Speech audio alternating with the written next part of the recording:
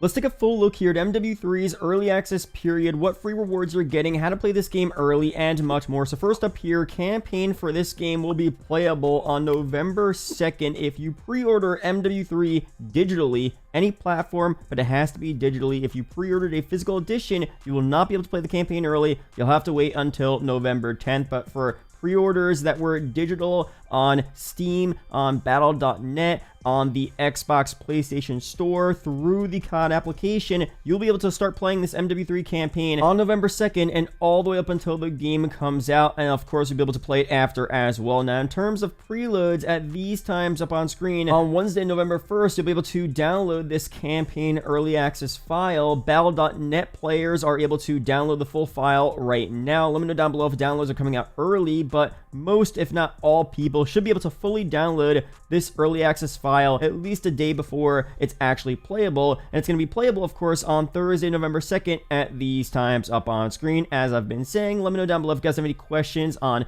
downloads, release times, and all that good stuff. Now, of course, for free rewards as well, we're getting a bunch of content just for playing the campaign here. We have 4 operators. 2 of them look like operators we saw already in the beta. Of course, we have Jabber and then Doc, the top 2 ones there. The bottom 2 operators seem to be new ones here, new unique MW3 operators. We're, of course, getting a couple calling cards as well, which look pretty solid. Equip them in MW3 on November 10th when the game comes out again. Earn these and more during campaign early access. There might be some more hidden rewards available as well by playing the campaign early, which we'll talk about when they're available. But now let's go through some really interesting stuff regarding the campaign missions, the achievements here that reveal a lot of cool info about what's going on in this campaign here. Not many spoilers in my opinion, but some stuff is spoiled, so you can skip around in the timestamps down below, and then I'll also go through a full recap of the first mission of this game and a full in-depth explanation as to what the open combat missions are all about. Again, timestamps are down below. But first up here, I want to give a quick shout out to my partner, Apex Gaming PCs, a bunch of great customizable PCs over there. Great for making videos, playing Call of Duty, all that good stuff. 3 tiers of PCs to check out, guys, fully customizable. Be sure to use code MATTERS for a pretty good discount at checkout. Links are down below. Really do appreciate it, guys. Now, for all the campaign missions in this game, these are just the code names, so these aren't the actual mission names, but it gives us a good idea as to what we're seeing here, and there really aren't that many spoilers, honestly. But if you don't want to listen to this, skip around in the video down below with the timestamps there. But first up, we have VIP, then Chemical, Open Combat Mission, Port, another Open Combat Mission, Silo, Ranch, Hijack, Flashback, Resort, APT, Tundra, Dam, Gunship, Surge, and Millbase. Now for the campaign achievements here, this reveals a bit more info, not too much. The spoilers aren't that bad, honestly, but again, if you want to skip this here, you don't want to hear about it, timestamps are down below. First up here, we have Gearhead. Collect all weapons and field upgrades from supply boxes in open combat missions. We have a 141 ready. Complete the campaign on veteran. No such thing as too many. Find and use all armaments in open combat missions. We have Twofer. Using the EBR-14. Kill 2 enemies with 1 bullet 5 times in payload without sounding the alarm. Death Row, kill 12 enemies while descending into the Panopticon in Operation 627. High Wire, kill 10 enemies while using a zipline. I Call Shotgun, drive a vehicle with a sentry gun on the back and have it kill 5 enemies. Think She'll Notice, destroy all of the cars in the mansion garage in Oligarch. We have Floater, parachute off the gantry crane onto the roof of the Harbor Master's building in Precious Cargo. We have Frequent Flyer, base jump and travel more than 150 meters with your parachute. Elevator out of order, reach the roof in high rise in under 45 seconds. Have you tried turning it off and on? Use a shock stick to disable an enemy sentry gun.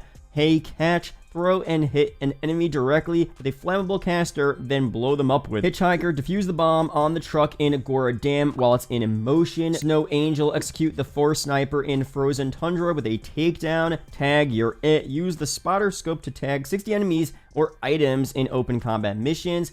Hello Hat Trick, destroy each objective helicopter in Reactor with a different armament. Back in the field, acquire the Mayor's Keycard in deep cover within 90 seconds without being detected. Sample Platter, use 5 different armaments in open combat missions. You have Shot Block, shoot the gun out of the air in Flashpoint before a terrorist catches it. Bulletproof, find all plate carrier upgrades in open combat missions. That's one way to do it. Destroy an airborne enemy helicopter with a mortar strike. Dialed in, customize your loadout in every open combat mission. Your tax dollars at work. Use a missile to take out a single enemy in danger close, and never never bury your enemies alive. That's kind of a spoiler there. Complete the campaign, but I guess it doesn't spoil too much here. So overall, again, you know, we're trying to avoid as many spoilers as possible. What we saw there was not too bad. Definitely excited to play this campaign here. Now let's break down the first MW3 campaign mission and what open combat missions are all about. So in this prelude, an elite PMC fire team, Alpha Team, invades a stone fortress in an area that Call of Duty veterans know all too well, Verdansk. While familiar, Verdansk can be seen from a new perspective in MW3's campaign. In the year 2023, a new threat completely locked down this capital of Kastovia. But now for Operation 672, the first campaign mission we got gameplay of, and it's actually the first mission of the game overall. So on October 13th, 2023,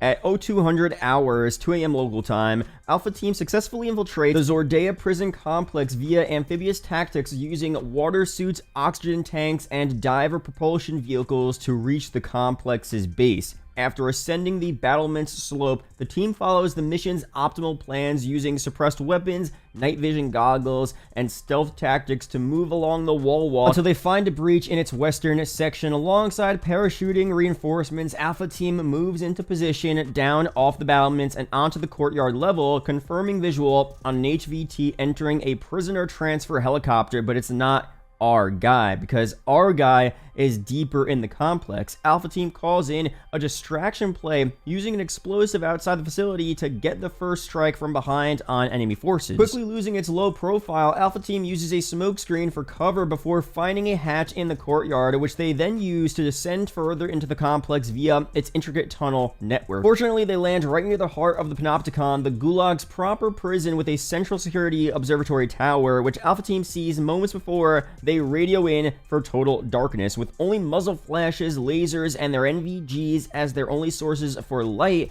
Alpha Team methodically rappels down the interior spine of the prison, instigating a successful prison riot by downing several prison guards who desperately try to reestablish order. The cell gates unlock and the inmates barge out and into the curved corridors, intent on revenge. As klaxons blare and confusion reigns, Alpha Team eventually reaches the prison's lowest level. As locked inmates cheer and clank their cell bars in support, Alpha Team eliminates several more guards and reaches the sub-level to get our guy. And of course, the rest was not revealed. That's where the campaign gameplay ends right there. We're going to see the rest, of course, in the campaign early access very soon. Now for a breakdown on open combat missions here. So in the continued pursuit of innovation throughout Call of Duty, MW3's campaign introduces a new element, open combat missions. A departure from traditional campaign levels, these missions redefine player agency, offering an unparalleled degree of freedom and adaptability tailored to individual playstyles. Unlike conventional levels, the open combat missions transcend boundaries, empowering players with diverse strategies to achieve their objectives. Whether embracing the shadows with a stealthy approach or unleashing an all-out assault, the gameplay mechanics flexibly accommodate a spectrum of choices, enabling players to forge their own paths towards success. So fixed objectives and open combat. Open combat missions still have fixed objectives, but how you accomplish them is up to you. Although these missions begin with a set loadout, you could find a variety of other equipment, including additional weapons, supply boxes, and other opportunities to change or confirm your approach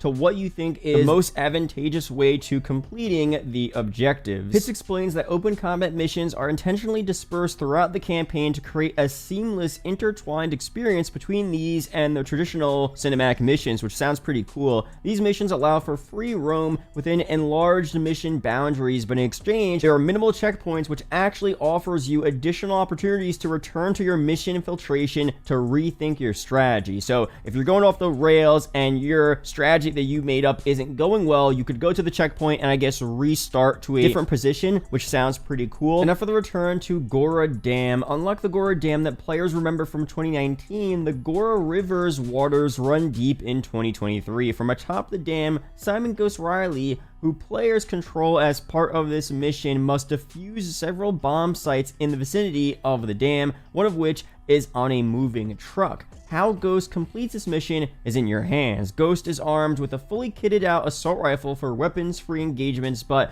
also has a silenced sidearm, a pair of binoculars, a lethal and tactical grenade, as well as additional equipment that may contain even more options for completing this mission. This is just Ghost's infill ordnance. You have a wide variety of weaponry, armaments, and other items to optionally gather as the mission progresses and your tactics change and adapt. We have 10 of many examples of what to do in open combat missions. So for example, we have stealth here. Just like in Operation 627, remaining off the radar in open combat missions is often a viable strategy. In most cases, enemies are unaware of your presence. If you draw attention to yourself, such as firing an unsuppressed weapon or walking right up to them, they could either become suspicious or immediately enter an alert state in order to hunt you down, and those actively firing or foes you've previously tagged to show up as red markers in places like the attack map. It's possible in some, but not all missions to remain completely off the grid during the mission, but you'd better believe it's difficult to pull this off, especially on veteran difficulty. Now for guns a-blazing, full-on all-out assaults are common in Call of Duty's history, and you could pull them off in open combat missions. 2, high energy, high enemy count, and highly explosive. Going with a weapons-free approach may not only be a viable strategy, but necessary to mission success. With that said, on this campaign's hardest difficulty settings, much like in campaigns past, be prepared to even the odds when you're outnumbered and outgunned by dozens of enemy soldiers, vehicles, and sentry turrets by employing